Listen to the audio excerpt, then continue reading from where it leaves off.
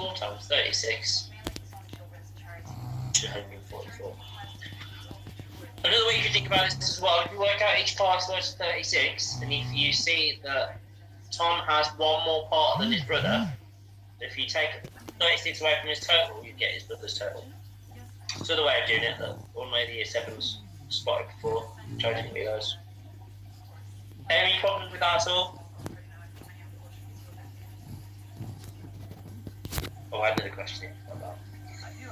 Okay, 8 pencils equals 160. How many 4 pencils cost? I think I know what the mistake. Well, I do know what the mistake was here.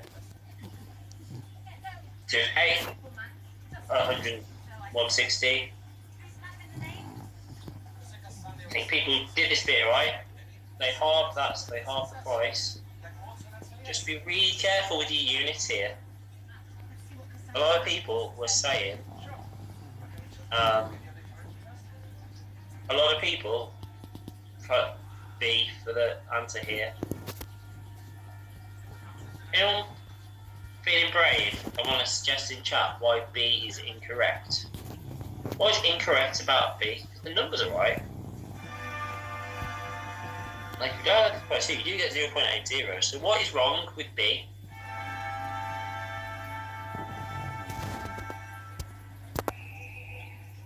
Why do we not like B as an answer?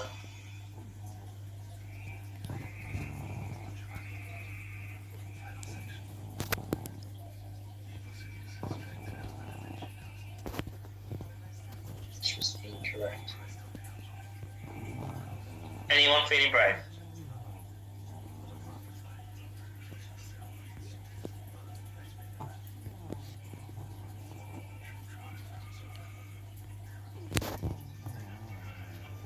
Type it in if you think you know, sure.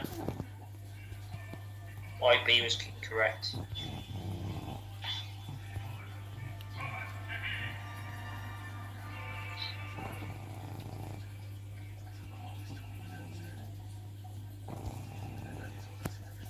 I see a few of us are having a few connection issues. Just remember this is being uploaded onto our classes Google Classroom afterwards if you do have any issues.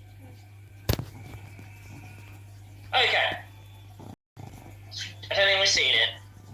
It's the units here. This here says 0.80 pence. That would be less than a penny.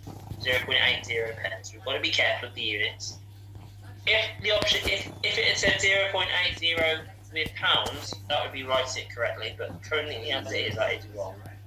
80 pence needs to be written as 80p, like this one here, which is the correct answer. Or like this over here. That makes sense to everybody. It was just an issue with the units of that question.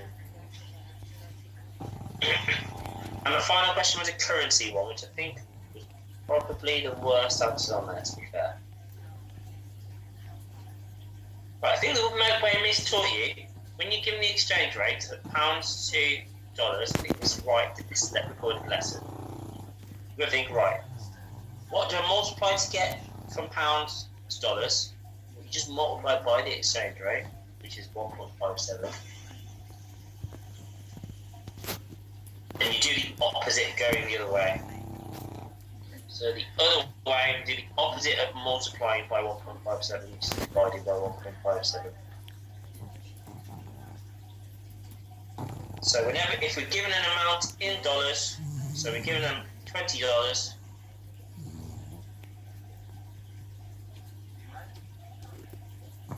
we want to see how much it is in pounds. So we're not going to multiply, we're going to divide it by 1.57. Then we go this way. And the correct answer was A.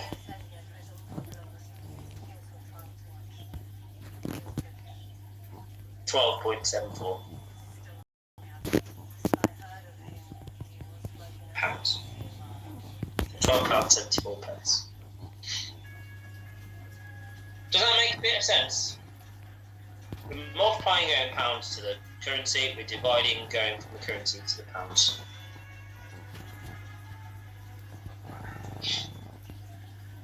Like I said, I need that quick feedback in the chat.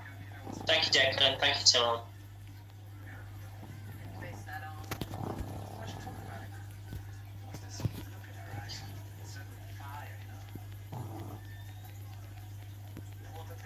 Okay, lots of Y's or yeses. Fantastic.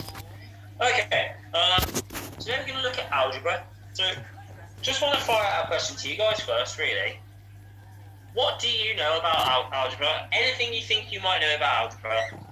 Anything involved in algebra, something you do in algebra? Type it into the chat now. It'll be most the hour, Harry. Most the hour. Some of us don't like it, thinking X can be anything. That's a really interesting point, Maria.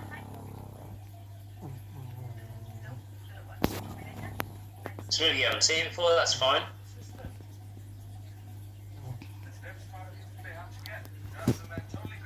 Those of you saying it's hard, I honestly don't think it is. I honestly don't think it's anything more difficult than anything you've done so far. It's just different. So it might take you a bit of getting used to, but it's just different. Some of you have seen more of it than others. Okay, so some of you did algebra puzzles in school. Well, Oliver, can we keep answers sensible? No, letters can represent numbers, Millie, that is right. That is right, the letters can represent numbers. Sometimes, not always, just sometimes. Okay. I want everybody to guess. It's a total guess. How many sweets are there in this jar? In this jar of sweets, how many sweets do you think there are in there? 2 answers 100, 2 answers 76. The rest of you got 10 seconds to respond. Okay, let's see. Oh, I wish. Love to have an infinite sweets jar. Amazing. Yeah, I've got lots of different answers. 74, 62, 60, 50, 100, 57. Loads. Who knows? We don't know. What we're going to do for now, we're just going to give the amount of sweets in this jar. We're just going to give it a name. We're just going to call it X. We're going to say we have X sweets in this jar. We don't know exactly how much that is, but we're going to call it X. X is the amount of sweets. There's no way of finding out what it is at the moment. There's no way of finding out what it is. Right, Oliver, I think it's your second one in now. Can you keep the chat? Keep it sensible answers only.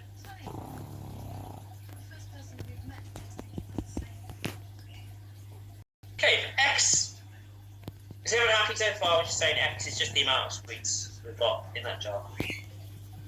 Amount of sweets. My grammar's not very good today, but in the jar. We all happy so far? Just taking that, whatever that number is, giving it a name. You don't know what it is. You can't find it.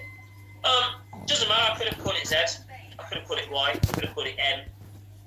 Could have called it A. Could have called it S for sweets. Could call it whatever I want. Could have given it a symbol. Maybe could have said it, called it a triangle. But arbitrarily, so that means without really any reason, I've called it X. What if I wanted to describe? What if I wanted to describe in maths? What would the amount of sweets I'd have if I took out 5 sweets? So if I started off with X sweets and I took out 5, how many sweets would I have?